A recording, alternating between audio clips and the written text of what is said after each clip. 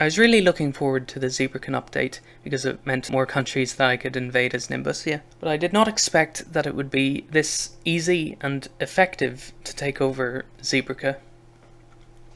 But I think this is now going to be the main strat that I use from now on.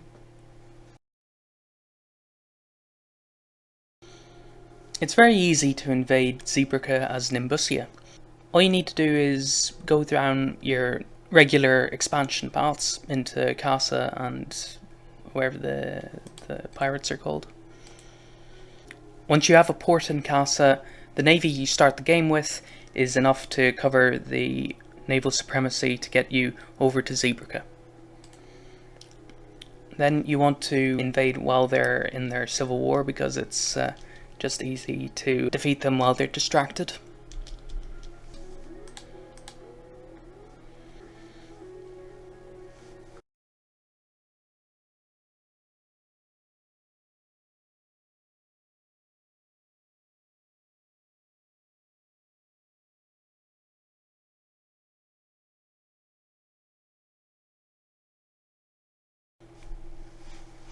Now you'll have a lot of front, so make sure to bring over the rest of the army.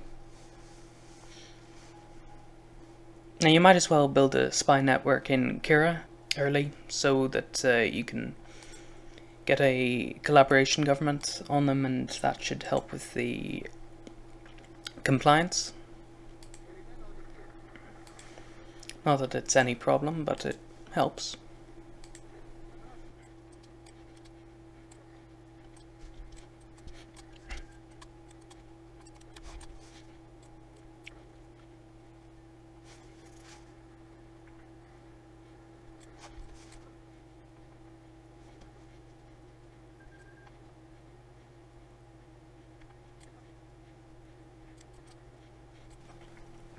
Justify the next war while you're at war, so it's a bit faster.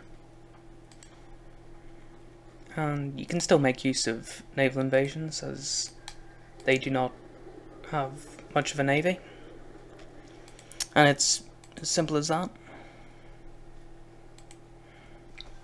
And don't forget to get a Prince of Terror to help with all this occupied territory.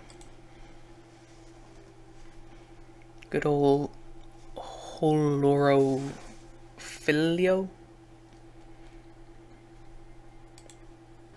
Fighting over here in India, you easily get up the heat specialist, and if you have someone who also already has a terrain trait, then that's an easy adaptable that you can pick up. That's India. And Kira is the easiest to conquer, because with the silence debuff, they can only have like 5 troops. It's funny that they have so much population, yet they can not. They only get 10% of it. So we'd actually be making better use of their states than they would. It's really overkill to send a full army against them.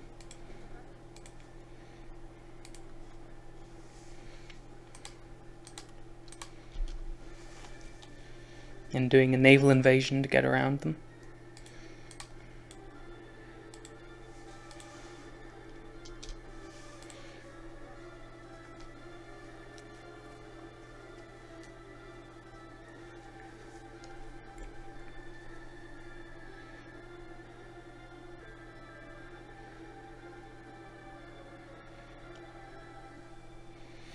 There's also a unique news event for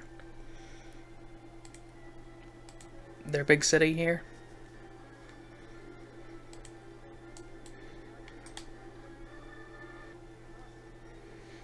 There it is. Their holiest of cities has fallen.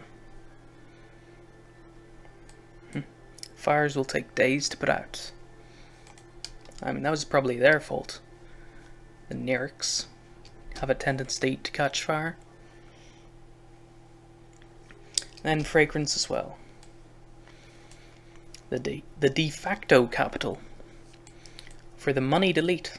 I wouldn't pick them for a very capitalistic society. Can't make much deals when they've got the silence.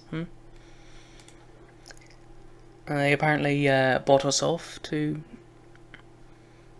not do as much. I have no intentions to keep any of those promises. And then after that, you just easily clean it up. Like, ironically, with such a low army, they've hardly had any casualties. Well, oh, that's like 100 times as many deaths as we have. I guess, actually, it's not that... I mean, you know, if they had a full army, it would be in the tens of thousands. Well, they still are having a lot of casualties. It's not as bad as if they had more troops.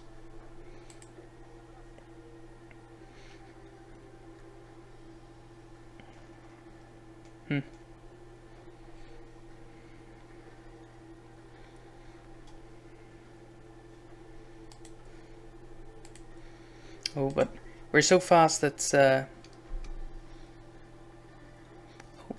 Oh, there's a third city. I didn't know this one. A revolutionary sentiment.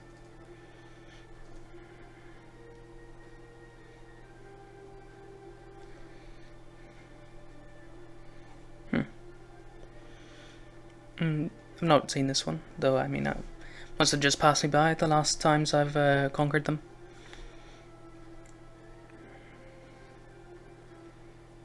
Oh, these are the Kern Heartlands. Very good. Unless that was more intended from... If you're invading from the south, then this would be the Heartlands. Anyway, we should actually stop the army since we still have 40 days for the collaboration government to be set up.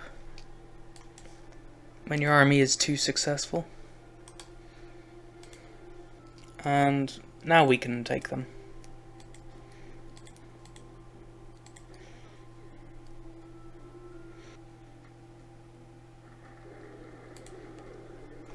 And there goes Kyria.